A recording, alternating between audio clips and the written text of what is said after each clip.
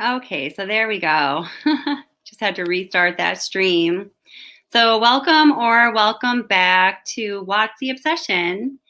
And this live stream is going to take a look at how cell signals work. So we're going to take a close look into how cellular signals work, which is going to give us an indication of what we can and cannot learn about a person's location, movements, or interaction with the rest of the world through their cellular data.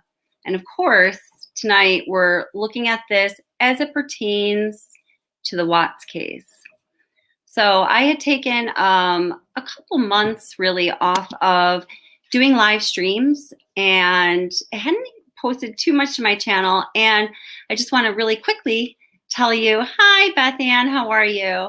Tell you why that is. Well, there's a couple reasons, but I started a new job in September. I'm a special education teacher, and I started a new job in a new district in September.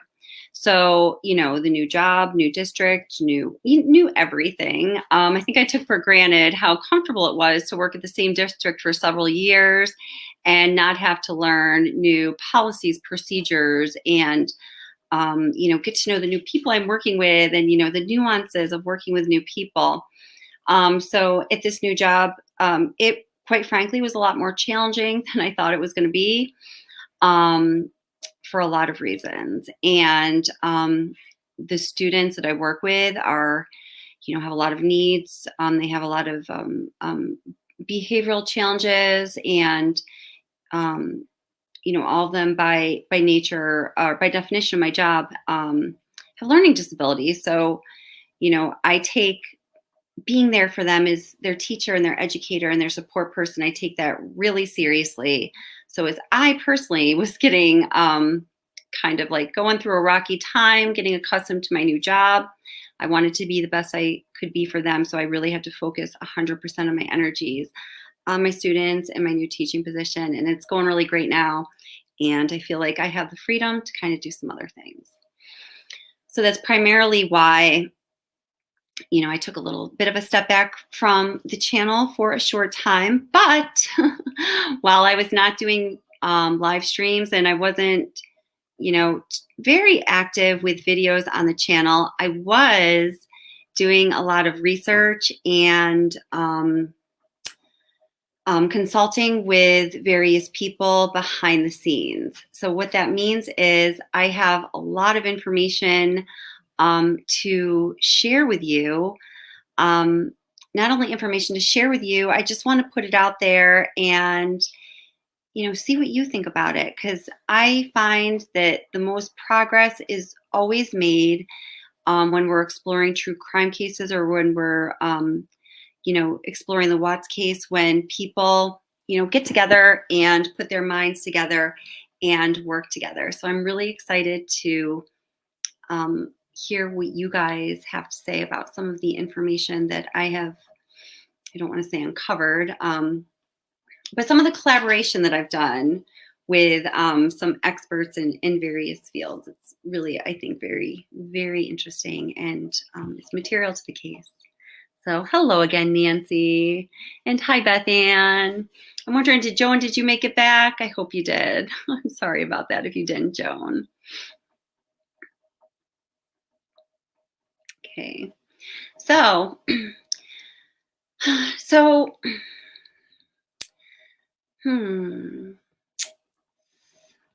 let's see. So as we are looking into some of the cellular data, and what I'm talking about specifically tonight is cell signals, and what cell signals are, how they're transmitted, how they're counted, how they're measured, and how they are reported out, okay? So I'm going to see if I had pre-recorded a little audio for you guys here, and I'm just going to have to do a little test. And you guys are going to have to, through chat, let me know if you can hear and or see this, okay? Oh, pride or honesty. Oh my gosh, I miss you very much. I've seen you a little bit when I've watched various live streams here and there. And also, while I haven't been on my own channel too much, I did have some more time to sit back and watch some other channels and creators. So that was very cool too. But it's so awesome to see you. Thanks for being here. Yeah, that's awesome. LB. Oh, I know. Oh, yes. So this is going to be, I hope this is going to be some interesting detail.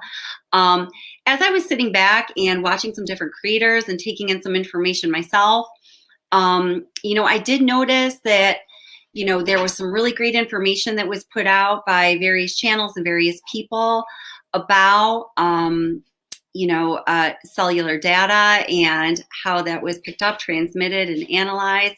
And then I also did notice that I felt like, and it was no fault or flaw of anyone else, but I felt like, it's a really complex thing, is we're going to talk about in a moment, that there were some, kind of information gaps that I thought I would like to fill in. And I'm going to tell you why I am a person who can do that.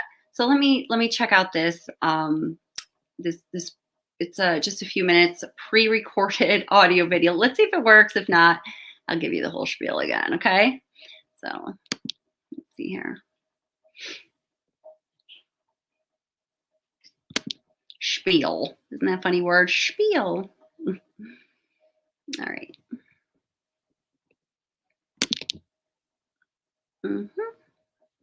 Okay, so what I'm going to do is I'm going to just test it out for a moment. I'm going to come back, ask you if you could see and hear. If you could, awesome. If not, I got a plan B.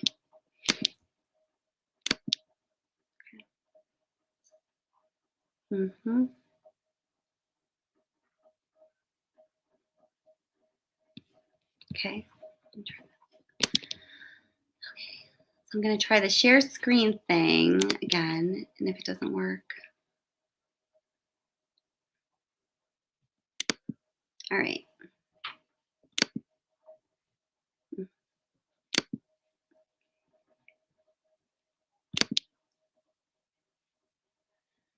Okay. So again, we'll just, whoops, that's not it. That's my thumbnail. Stop sharing. And share.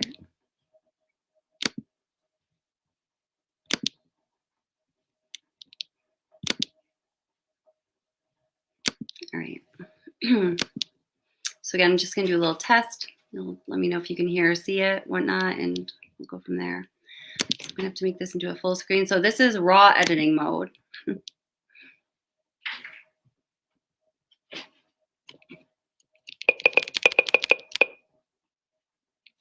Oh, wait, maybe my mic is way over there. Let's see about this. There's a lot of information we can determine based on a person's cellular activity and where. Okay. So let me come back. Okay, now I need to check in. Were you guys able to hear and see that? So I said there's a lot of information that can be determined based on a person's. You can hear it. Were you able to see it, Beth Ann?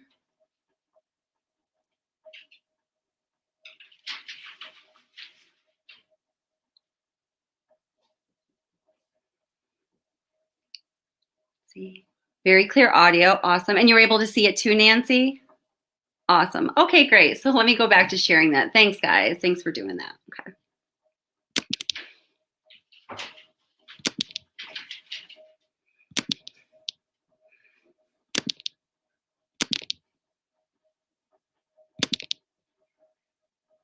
Nancy, if for some reason you can't hear it or see it, send me a text. Okay. We're in raw editing mode. Let's go full screen.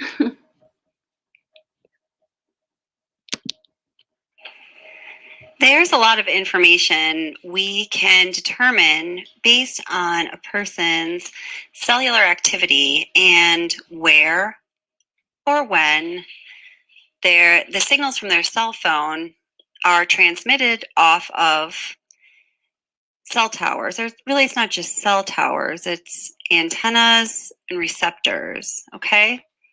The flip side of that is sometimes there's a lot that we can't find out about a person's location or their movement based on their cellular data.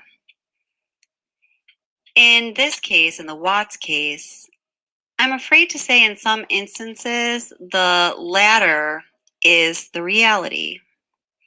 So let me first start by telling you my qualifications to speak to this matter personally, and then later on I can tell you about those who I've consulted with on this matter.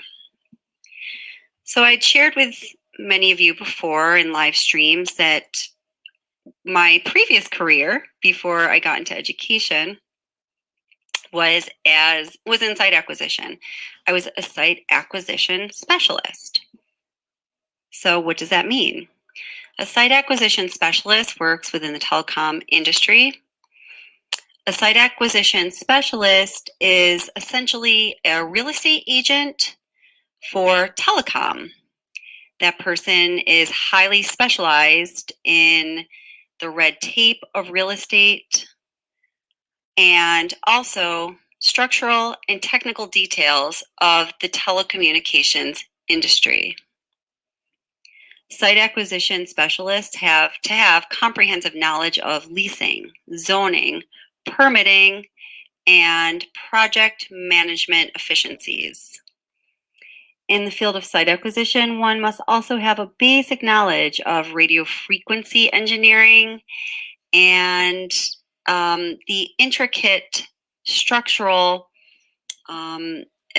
specifications and nuances that are involved in building cell towers or just properly placing antennas and receptors where they need to be so a cellular carrier can expand their capacity and expand their network.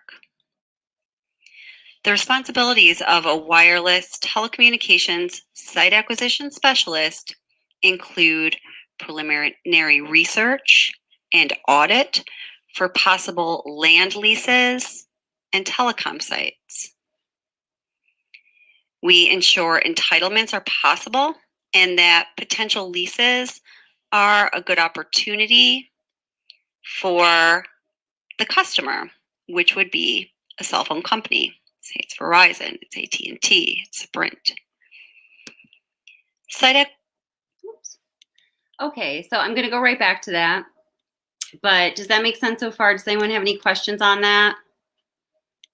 So that's my experience in this field was as a site acquisition specialist, which I did for several years, and I fulfilled all the duties that I had just mentioned, and worked with these amazing experts in the field these like radio frequency engineers. They're just like brilliant people. I was intending for you to be able to see the visual that I put with this video, but I realize you're not seeing that now. So audio for now is okay. So if you have any questions, I'll just keep playing this.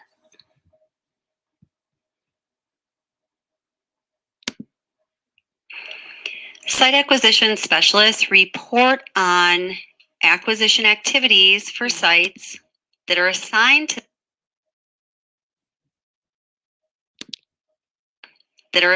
to them, and then they coordinate with a variety of team members, and this includes people in design, engineering, zoning, and construction management.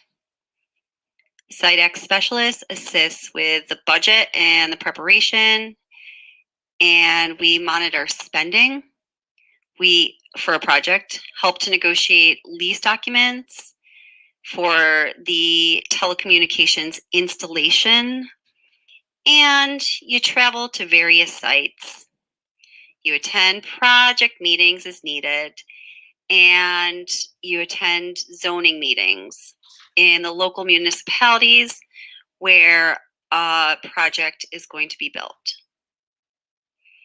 Other duties of a site acquisition Specialists include quality control, preparing or assisting with zoning and permitting applications, and keeping an accurate record database. So when you see a cell tower, when you're driving down the highway, you're actually looking at a hub of cellular and radio frequency signals. Almost always, this is for several different carriers who are offering services for a variety of products. And those products have different levels of coverage, capacity, and service within their repertoire. Okay? When cellular technology was young, each cell tower you saw, generally speaking, may have built on land that was leased for the purpose of building a proprietary tower that would house, way up high, antennas for their own company. So let's just say Verizon, okay? You see a cell tower. This is way back when when cell phones were a new thing, or in many years after, but not in any recent days. You see a cell tower, you're like, okay, that's a Verizon tower. All the antennas on that tower are Verizon antennas, and that's like a Verizon thing. All right, does that make sense? As cellular services and technologies expanded rapidly, companies found that there was only so much land that met the state, federal, and local ordinances guidelines so that the towers could be built. Acquiring land to build a tower, and then getting the manpower to do the radio frequency engineering, and then just the structural build of a tower and the proper installation of antennas that are going to transmit cellular signals is just an immense undertaking that requires a lot of money and a lot of manpower in a lot of different industries. It's really and truly insane. So the cellular industry is growing. Let's say this is back in, the 90s.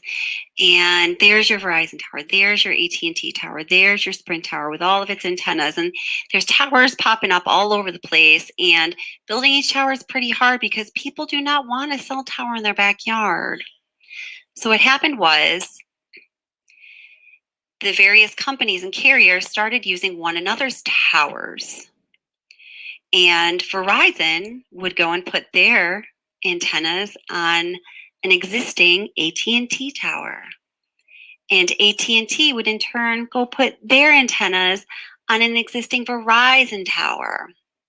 So now, when you're driving down the highway and you're looking at a cell tower, you are looking at not just a cell tower that is, that built to host and facilitate one cell carrier, but there's probably several different cell carriers on that tower, using that tower to place its antennas so it can expand its network, expand its capacity, and provide a good service to its customers. This is called colocation. Okay, so I know some of this is going to be really technical for some people. It might be a little dry, a little on the nerdy side, but this is the nitty gritty of what is behind our ability to capture pings and cellular signals, record them, and report them out. Those are the beginning stages. Those are some of the behind the scenes mechanics and nuances that are at play. Does that make a little bit of sense to you guys? So now, why is this important? Why is this important to the Watts case? All right, so let me tell you. So I know there's been some controversy recently, at least in the YouTube Watts community, as to, was Chris Watts actually, some have asked, was Chris Watts actually at CERB 319? Which, I mean, I personally feel like that question is, I always believed he was there. I still believe he was there. In my opinion, he was there. But, there are so many questions in this case. There are so many questions that have been raised. Most questions that are raised, I find, they're legitimate. Who's to say that they're not? There's been so much mystery. There's been so many answers that have not been revealed in this case. Questions arise, right? Thank you very much, Nancy. Awesome. I'm glad. So, was Chris Watts at CERB 319? So that's like the big question, I guess, that's out there. And recently I had been watching between a couple of creators. There was this discussion of, maybe, he wasn't there until 9:02 because his cell phone didn't, ping out there until 9:02.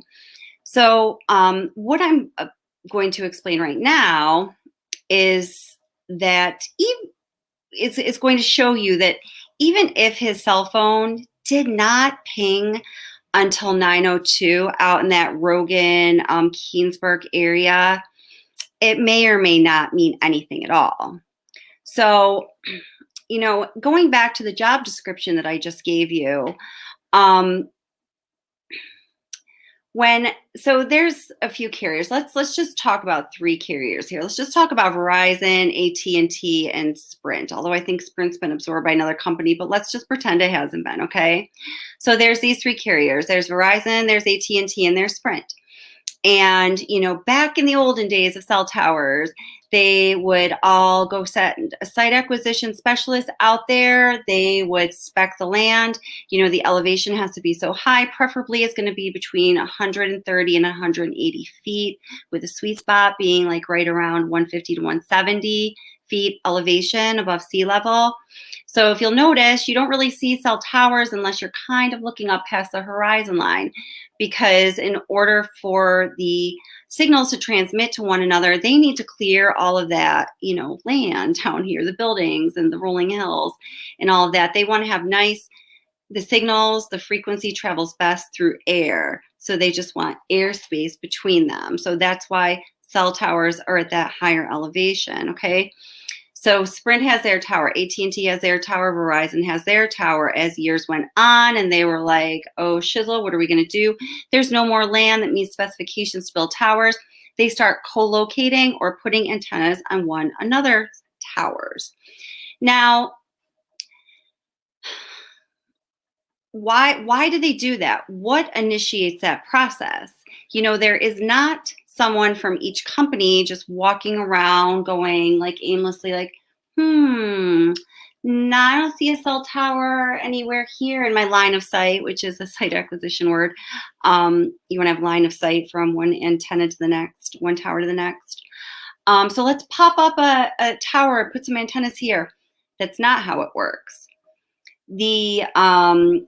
The initiative or the effort to add a new tower or add new antennas, which is going to expand your network so you have more consistent coverage and less holes, less drop calls in the network, is because that company establishes what's called a search ring. And a search ring is an area. So here I am in wherever, New York right now. So say, someone's driving by and they realize there's a gap in coverage here in wherever, New York. They're going to put the middle of that search ring right here in wherever, New York. And that search ring is going to have maybe a 2-mile radius or something. So for a site acquisition specialist, that's their search area. So within that 2-mile radius of that, epicenter in wherever New York that has no coverage, you're going to look for the ideal place, the ideal property to build a tower, or the ideal tower on which you'll place antennas to fill in that gap in coverage. That process has to be initiated by demand from the customers. So that means there are customers in that area of wherever New York who are saying, oh my gosh, Verizon, I keep dropping my call on Prospect Street, and this is not good. I'm gonna drop my, I'm gonna drop my service with you and go get AT&T because I heard they have great coverage. So the customers are demanding that they have better service in an area. So the company then sends out their site acquisition person to go figure out how they're going to put up more antennas. If that demand does not exist, there is no search ring, there is no need to put up more antennas, and you may have a dead zone, they say. And in a place like the plains of Colorado, the rolling plains of Colorado, on land that is suitable for, let's say, crude oil tanks, there is probably a very low population. There might be not a lot of pass-through traffic, people driving on streets and highways. There might just be a lot of barren land, like we see when we look at pictures of Survey 319. There is no demand. The company does not initiate the process of finding a site where they can put more antennas or receptors so they can build their network because the need is not there. This is the most simplistic answer as to why Chris Watt's phone may not have pinged in the Rogan and Keensburg area until 9:02 a.m., although we believe that he should have been out there before 7 a.m. It is barren lands. There's not a great population of people. There's not a lot of pass-through traffic. There's no need for an abundance of cell towers. There is no need for companies to spend an exorbitant amount of money and manpower on putting up additional antennas when there are only cattle roaming the plains. And, we all know that they are not carrying around cell phones, they are not texting, and they are not paying Verizon, AT&T, or Sprint a whole lot of money. Does that make sense? So the next thing is, so say in an area like the Colorado Plains, the area of Survey 319, say there is a demand in that area for, let's just go with Verizon. Let's just go with Verizon for that network to be expanded. So there is a search ring that's initiated. So, they're putting more antennas up in the area of Survey 319. Well, as you put up antennas or receptors that are going to pick up a person's cell signal so their coverage is fluid and smooth and comprehensive, the technology that a person has on their phone needs to match the level of technology. Now, I'm putting all of this in like conversational terms. It needs to match the level of technology of the antennas for that company. Okay. So, say it is, I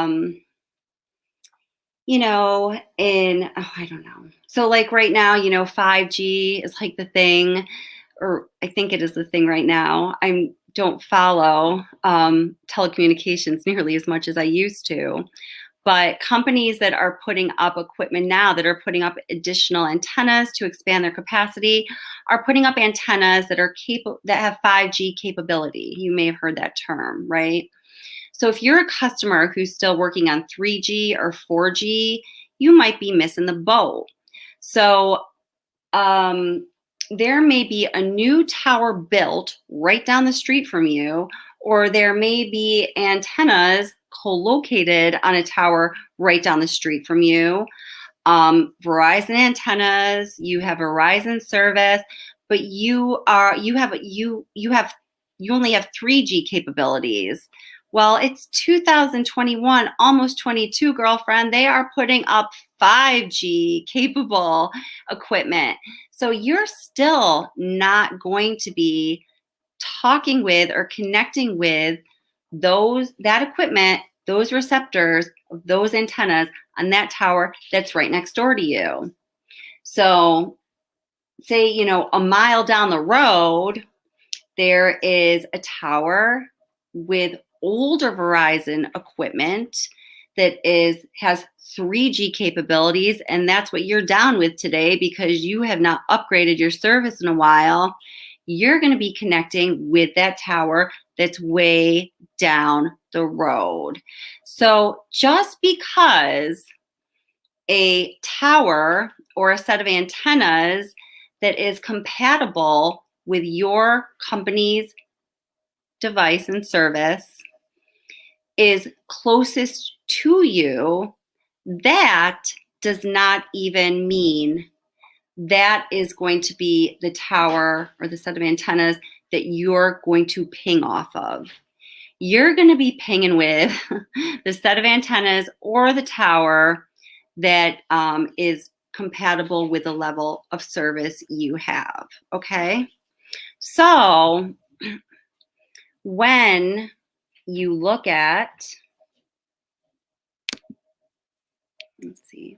let's look at the, so you can find a map of cell towers in virtually any area around the United States. All you need to have is the latitude and longitude coordinates for that area.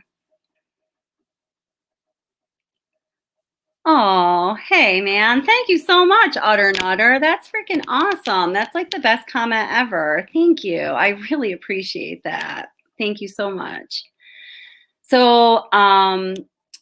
So anywhere you are in the United States, you can, I used to spend hours looking at this stuff. Oh my gosh. If you know your latitude and longitude of any given spot, you can figure out what towers are around, why you would want to do that. I don't know, maybe you'd want to do that. If you're a site acquisition specialist, you're going to want to do that because you're going to need to figure out if you need to do a new build, which means build a whole new tower, or if you're going to co-locate on an existing tower, which is most often the case now. And then there's more scenarios. Like when I was a site acquisition specialist, I lived in Center City, Philadelphia, and my office was out of, I don't want to say the town exactly, but a cute little small town in South Jersey, right across the bridge from Philadelphia. And so my territory that I worked in was from Philadelphia to Atlantic City. So wow, Philadelphia to Atlantic City. I don't know if any of you have ever been on the Atlantic City Expressway, but you're thinking going from one city to another. But when you're traveling down the Atlantic City Expressway, you are not feeling urban at all, right? It goes through the barren pinelands of New Jersey. And talking with somebody earlier about mafiosa, right? So we'll say enough said about that. But, it's like you're just like out in the woods. So when I, as a site acquisition specialist, was working in Philadelphia, anywhere in Philadelphia, whether it be right in Center City, where we're putting antennas on the sides of the building of, the high rises, or whether we're in, sort of the Badlands, kind of more fringe area of Philadelphia, that has just 1 or 2 story houses, you're putting up antennas on sides of buildings for the most part when you're outside. And then there's a whole inside situation, but we won't go into that. And when you get to Atlantic City, I had 2 of, what were Trump's casinos that were my properties that we had to put antennas on. We had to do, deals with the property owner at that time to create a lease, not a lease for building something, but just sticking antennas on the building. That's a whole lease situation. Okay, so in urban areas, you're putting antennas on buildings basically. And that barren pine lands in between, as you're traveling along the Atlantic City Expressway, you're talking more towers. So you're building towers or co-locating on towers. And I'm going to be honest, I lost my point there because I like site acquisition. I like to talk about it. Oh, but you can find the cell towers around any location in the United States as long as you know the latitude and longitude. Let's take a look. So that was a bunny spilling food, like a lot of food. Wow, Willoughby. Okay. Okay, here. Gotta share my screen.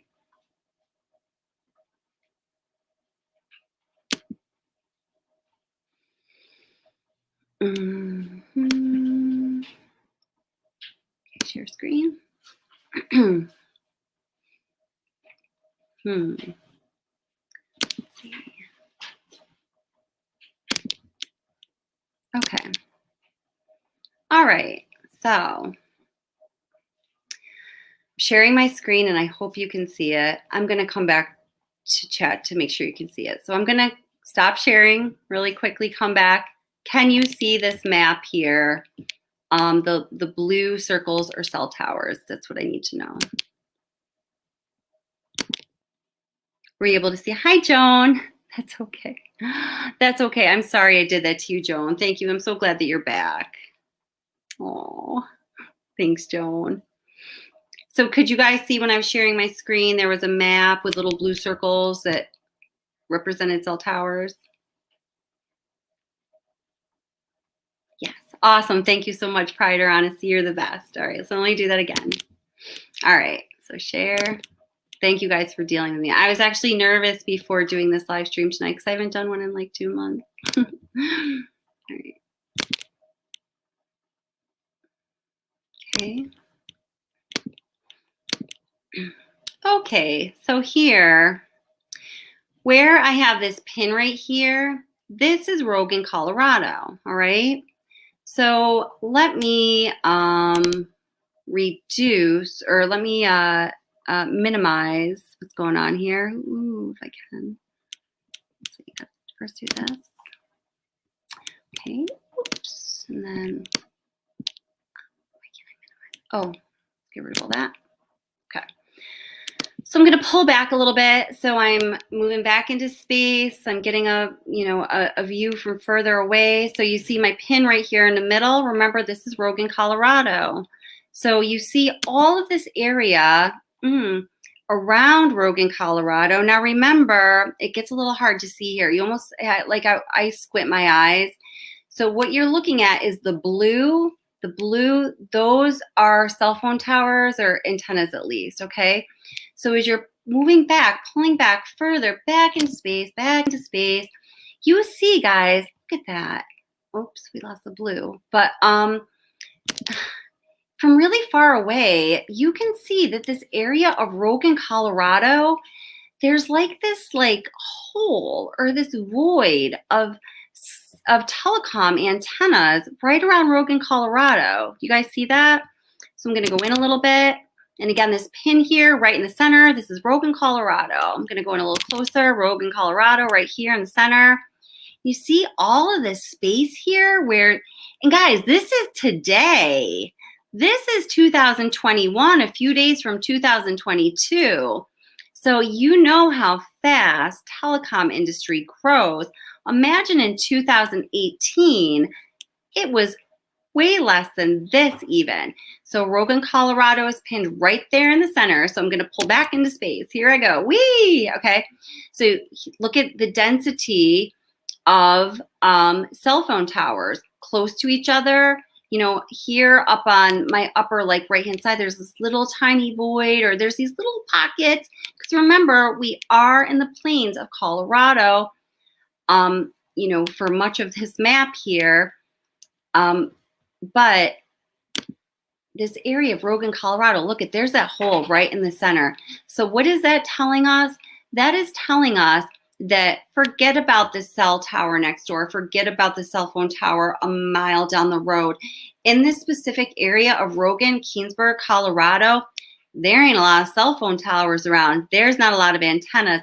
There is not a lot of possibility that your signal is even going to be picked up. I would imagine that when these guys were out there working in these oil tanks, they felt, lucky some days if they got a signal, depending on the weather and a number of other things, right? So again, pulling a little further out into space, we can still see that there's this hole right here where I'm pinned in the center, where Rogan, Colorado is.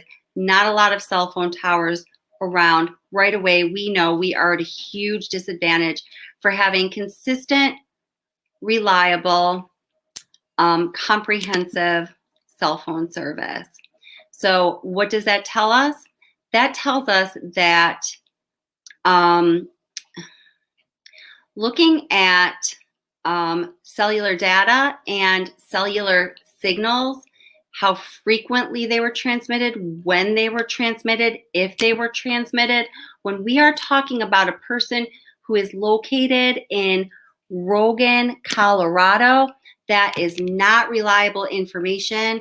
Chances are you are not going to connect with those cell towers. Chances are, if you are, I don't know if it's chances are, but there's a higher probability than most places in the United States.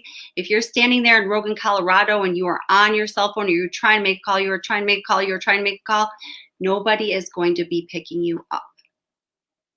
You're not going, you're going to be off the map. You don't exist until you connect to a tower. There aren't a lot of towers to connect to. Even if you do physically find yourself in proximity to a tower, we have to ask the question, does that tower have your carrier co-located on it? It's Rogan, Colorado. I don't know. Maybe it does, maybe it doesn't. There's not a lot of demand. If your carrier does have antennas on a tower that you happen to see as you're driving through the plains of Colorado, does your technology, your system's capability match the level of technology that has been installed on those towers for your carrier in the form of an antenna or receptor? You see, chances aren't very good.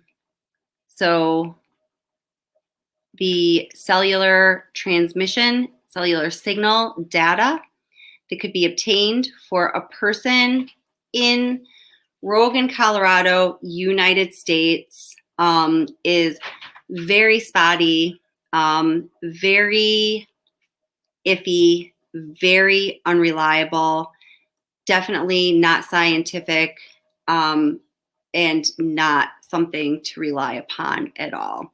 So where does that leave us? I don't know. I guess eliminating the probability that Chris Watts did not show up to the area of Survey 319 until 9:02 a.m. because, as you can see from everything we just looked at, it is very possible he could have been out there for quite some time and he still did not, his phone did not connect to any cell phone tower. It's just, so. Debbie, hi, how are you? Awesome to see you.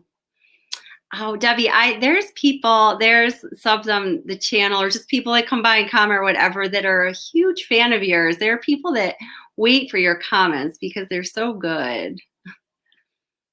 This woman gets me going. She has great insight into a lot of different everyone on here.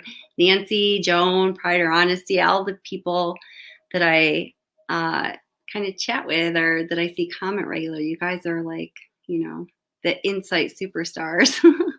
It's great. I love it. So, do you guys have any questions?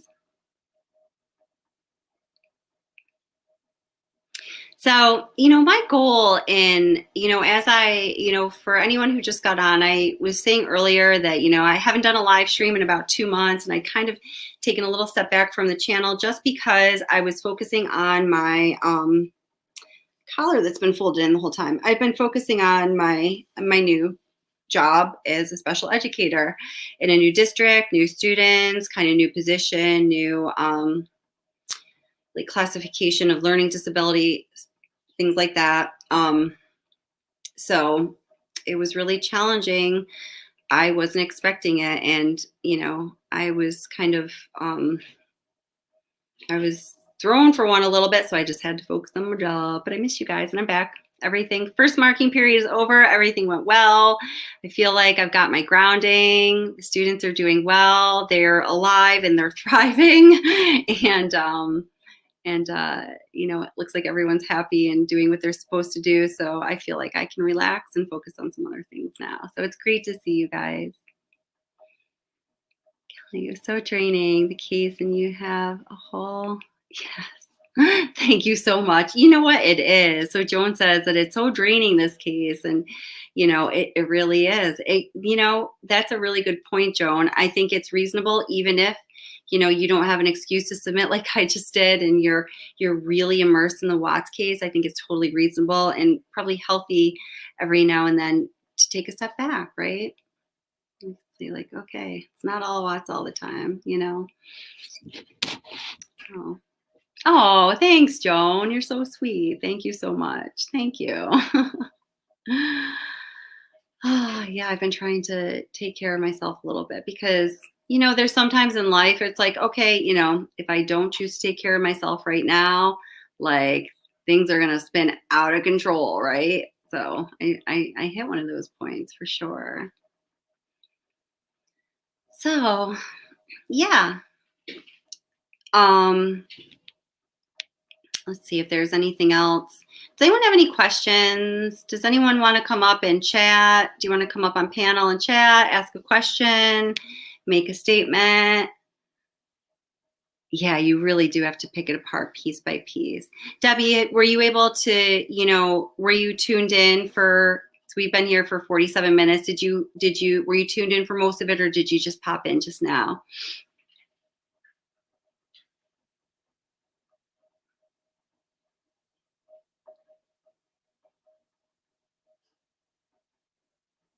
We're not always just sitting there by the keyboard waiting to respond, right? So I guess just a couple other things having to do with the Watts case just now. Oh, okay. All right, great. Well, you'll have to comment. I'm interested to hear what you think about, the rest of the live stream, because I always love to hear your opinions. So, as I've been, kind of stepping, as I was just, chilling, like I just described for a little while. And, I was just kind of watching some stuff going on with the Watts case. I don't know. So, on this channel, it's always been, and it's always going to be really, yes, Joan, yes. And I will get to that. Not in this live stream though, because I have to keep it. It's Monday night. I've got to keep it pretty short. But yeah, my friend who's, I'll get right back to that. On this channel, I really like for people to be able to say what they want to say. I want you to be able to speak your mind and to not be afraid that you're going to get like some kind of backlash or people are going to gang up on you. And, I definitely don't, I, as a moderator of my channel, I let most things go. But, if people start being nasty to one another, that's what that's the one thing I will shut down. But, something I'm definitely not into, and I really I just don't want to see it in chat or in comments or anything, is it seems to be a kind of a nasty turn of like going at the victims' families in this case, whether it's one side or the other. And gosh, my heart like, I can't even, it's the heaviness in my heart for all of them and what they have endured and the magnitude of their loss.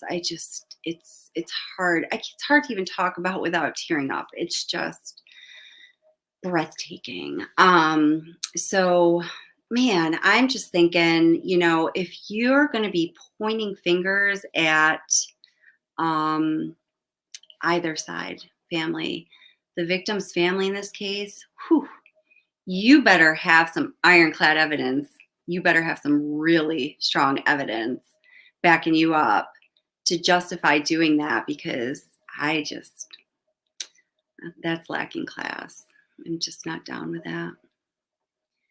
This week is very stressful. It is a stressful week, isn't it?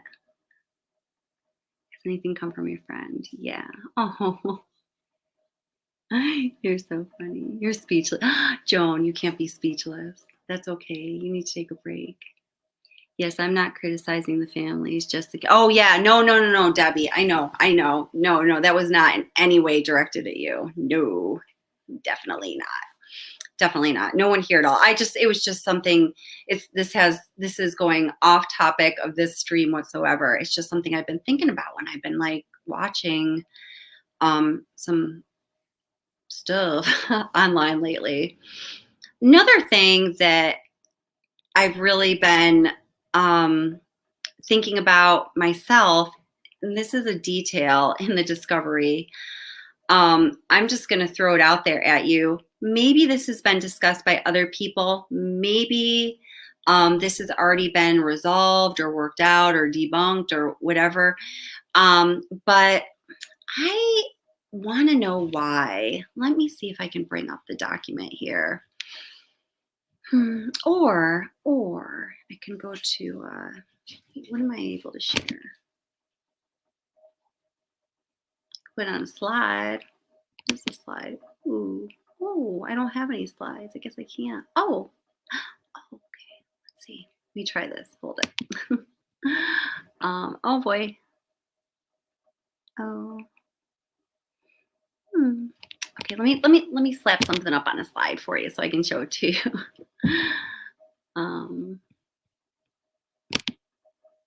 So this is going to be slides. Spreadsheet presentation. This is slides, right? Presentation is slides.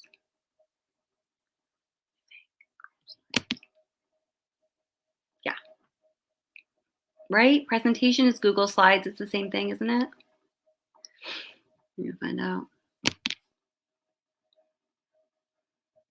New slide.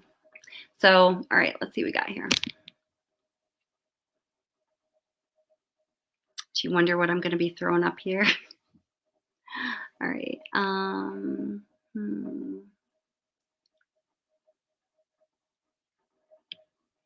Let's see, paste. You know what? I'm just going to bring up Discovery.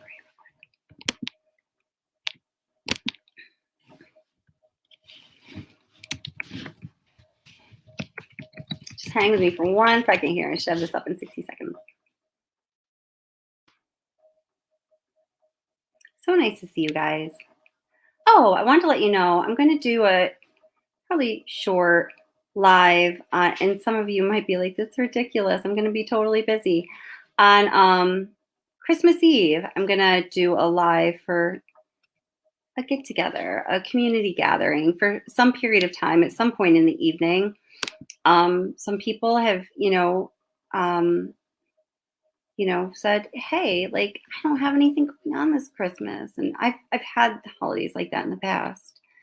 This year on Christmas Day, my son and I are going to my mom's really small gathering. She fancies herself Norma Jean Rockwell, so it's always interesting. But yeah, so let's get together Christmas Eve if you're, doing your family thing, whether you're like, "Oh, my family thing," or "Woo, it's the family thing," or friends. That's amazing.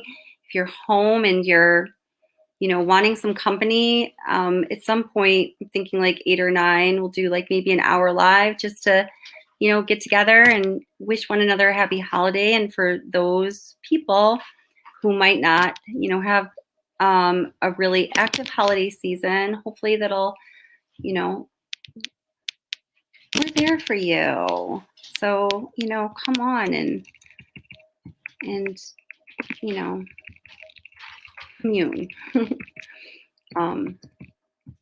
All about community and getting together, right? Right. Yeah, so Christmas Eve at some point. Okay, so here I am. Okay, so so it's page 1665 of the famous Chris Watts Discovery. And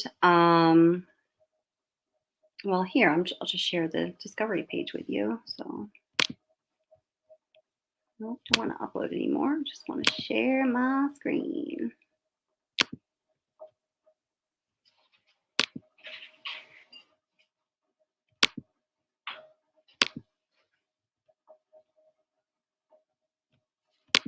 Okay. Okay, so here it is.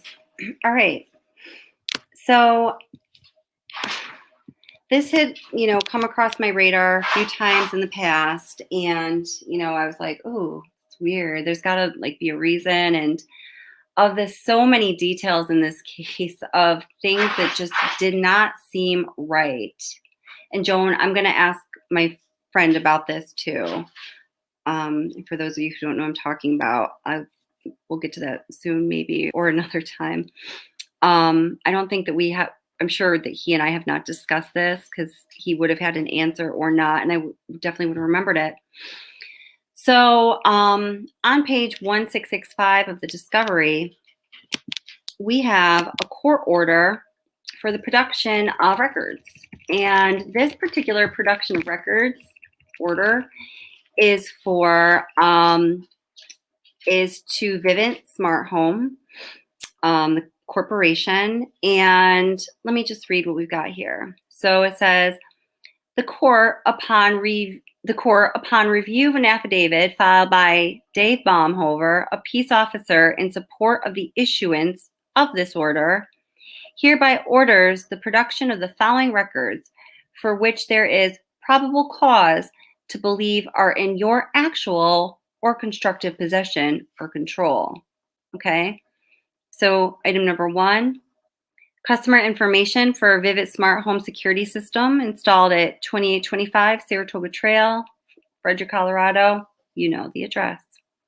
Number 2, any and all video surveillance recordings from this address spanning August 13th, 2018 at 1 a.m. to August 13th, 2018 to 2 p.m. So they are ordering the production of records for any and all surveillance video of the Watts home August 13th, the day Shanann, Bella, and Celeste went missing, from 1 a.m. to 2 p.m. 1 a.m. to 2 p.m. only. 13 hours. Why is that? Why is the order for production limited to that 13-hour window? So, Shanann gets home at 1, whatever, 40 something. And, wouldn't it be plausible that so the order for the production of records starts 48 minutes prior to her getting home. I think it's 48 minutes. So wouldn't it be plausible that something could have been going on at the Watts residence prior to 48 minutes before she arrived home that would have been material in this triple plus homicide case? I don't know. That strikes me as really strange. What do you think?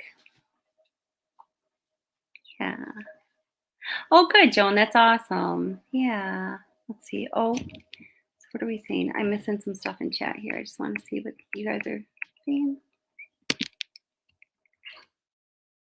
Oh my God. Oh. Oh my gosh. I'm so sorry to hear that, or nutter. Oh my God. Yes, I lost a daughter and had to say something yesterday. It's getting okay. Are you talking about with the family? Yeah. God, I'm so sorry. I'm really sorry. Oh God, I want to cry. I'm so sorry to hear that. I just can't imagine. So then, yeah, yeah,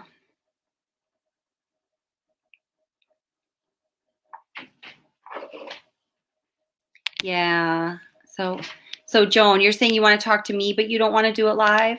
We can totally talk anytime.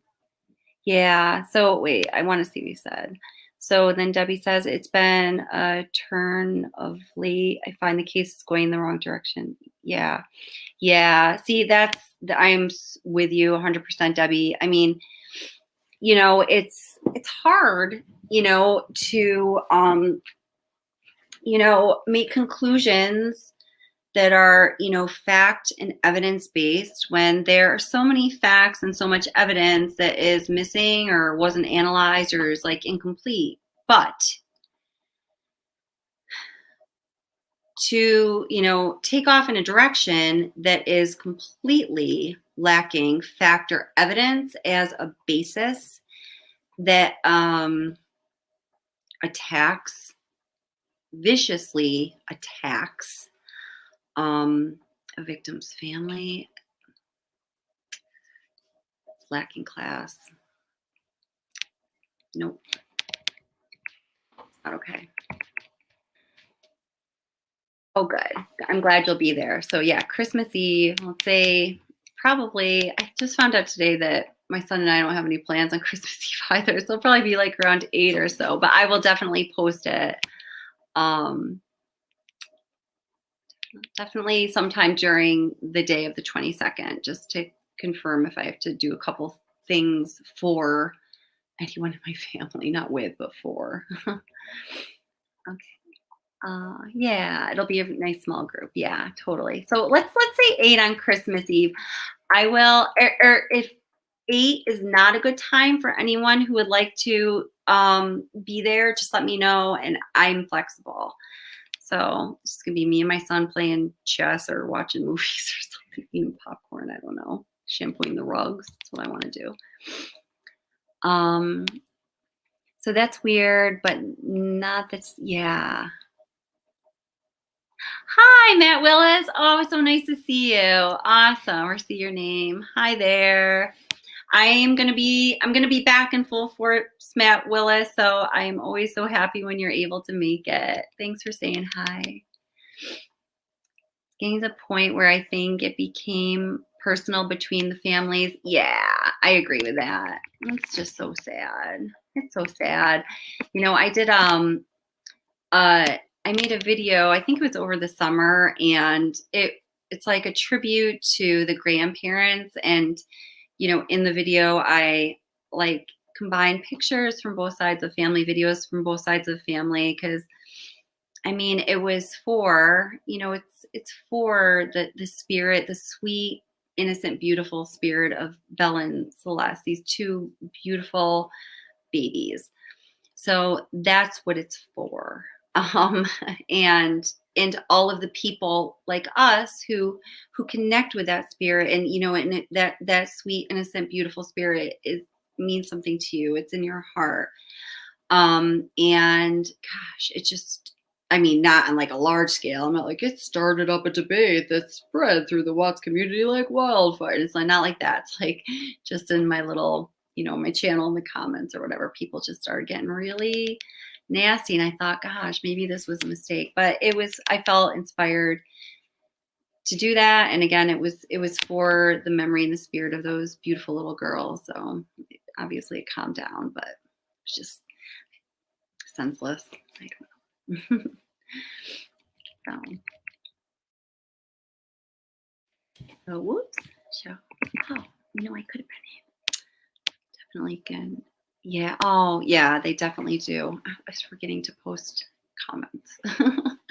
They do. They do need good guide. Yeah, I know. I pray for whenever I do, I don't know, anything. I pray for them a lot. I don't whatever people say that all the time, but I don't know what else can you do? I don't know. It's loss of magnitudes. It's like, the both sets of grandparents, they lost, well, God, the Rusiks lost their daughter, their only daughter, and their two grandchildren.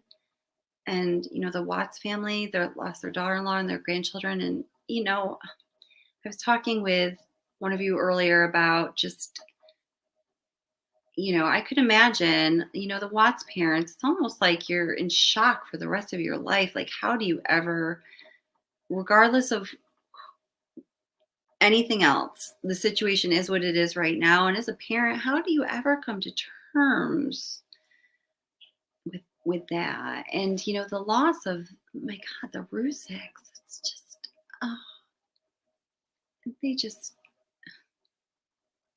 we're all human beings. We have personalities, we have strengths, we have weaknesses, we have our good sides, we have our bad sides, we have our good days, we have our bad days.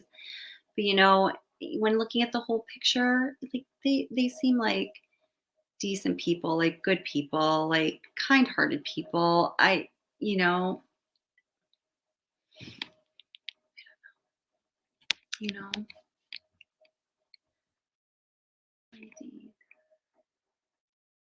Yeah. Oh, utter nutter. I know. Yeah. God, I'm so sorry, man.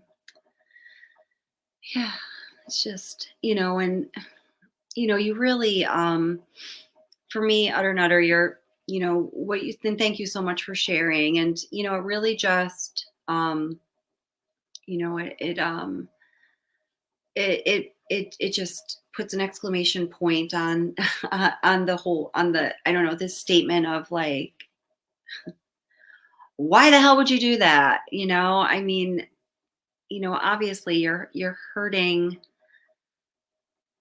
probably more than we could or would care to imagine, certainly hurting the family that you're attacking, but then all of the people that, you're hurting in this like collateral sense who can relate to that like level of loss. It's just without class. Oh, hi. Let's see. Is it Mason Man? I can't see one of my contacts is a little blurry. I start to like late night to like squint, get close to the screen. That's okay. We're towards the end, but definitely watch it. I hope that I hope that the point that I was trying to present came across. And for those of you that were, I don't know if there's many of you here that watched the whole thing. Did you get something from the presentation or discussion on the cell signals and the behind the scenes, so to speak, and how all of that works and what that means for the weight that we should give that data in regards to this case? YouTube is not where anyone's going to find. Yeah. When am I done? I have school. I have work, school tomorrow. Yeah. I don't know. I bet you are. Yeah. Oh, yeah. You too, Debbie. It's so nice to see you. I think you are so wonderful. When you watch the video in full, please leave a comment. Let me know what you think, please. Okay. So what was I just saying? Oh, yes. So I have school or work tomorrow and Wednesday, and then done for 2 weeks. And over that break is my 43rd birthday on December 30th. Oh my God, I can't even believe I'm going to be 43. Crazy. Check back tomorrow. Yes. Yeah. Merry Christmas. I'm sorry that you missed the live. Oh, so before you leave, I was just announcing that I'm going to be doing like maybe an hour long live or hour and a half on Christmas Eve at some point, maybe around 8 or something. Some people have plans, others don't. So if you are available at that time and you would like to join, please come for the community. We would love to have you here. So let's see.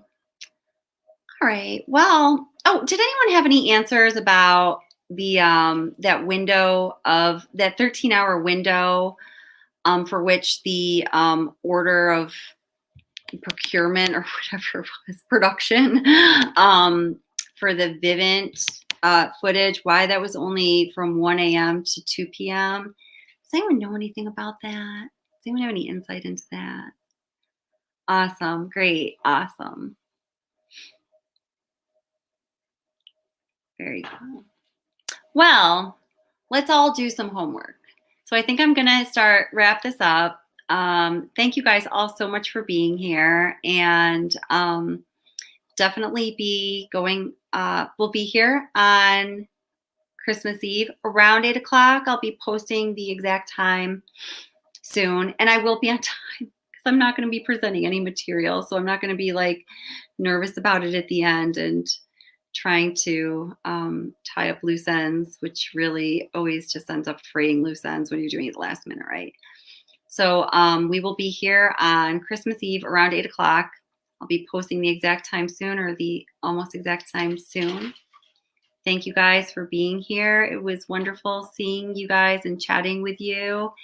And yeah, the channel's going to be up and running in full force in weeks to come. As I mentioned in the beginning, even though I was not doing lives and I wasn't posting a ton of videos, I've been doing a lot of consulting, collaborating,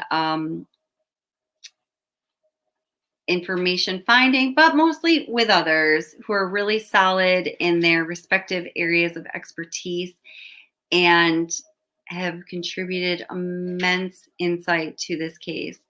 You know, my first instinct is always and was always to, as soon as I would get this like little gem of information from somebody who is wiser and more insightful than myself, I want to like run out there and like deliver it to you guys right away because I'm so excited to share and I want to, you know, see what you guys think.